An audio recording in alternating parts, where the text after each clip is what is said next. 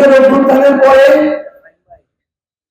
নতুন বাংলাদেশটাকে এমন একটা জায়গায় প্রত্যাশা করেছিলাম, যে জায়গায় বাংলাদেশের যে মিডিয়া, সেই মিডিয়া কোনো ব্যক্তি, গোষ্ঠী, প্রতিষ্ঠান কিংবা দলের পক্ষে হয়ে কাজ করবে না, বরং বাংলাদেশের মিডিয়া বাংলাদেশের মানুষের, জনগণের এবং রাষ্ট্রের পক্ষে হয়ে কাজ করবে।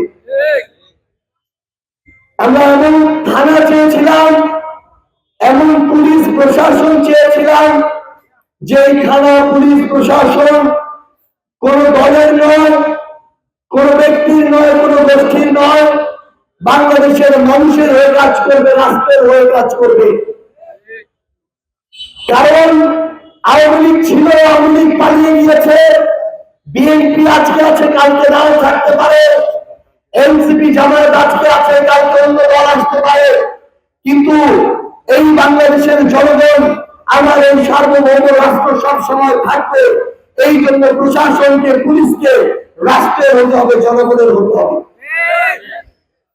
আওয়ামী লীগের সময়ে আওয়ামী লীগ তাদের জায়গা থেকে শুধু ক্ষমতায় টিকে থাকার জন্য 2009 সালে যখন দেখলো সেনাবাহিনীতে এমন কিছু অফিসার আছে, যে অফিসারদেরকে আওয়ামী লীগের দাস বানানো যাবে না, যে অফিসার গুলোকে সার্বভৌমত্বের রক্ষাকারী থেকে সরানো যাবে না, যে অফিসার গুলোকে ভারতের আদেশ অনুযায়ী চালানো যাবে না, তখন তাদেরকে হত্যার জন্য পিলখানা হত্যাকাণ্ডের মতো নাটক সাজানো হয়েছিল।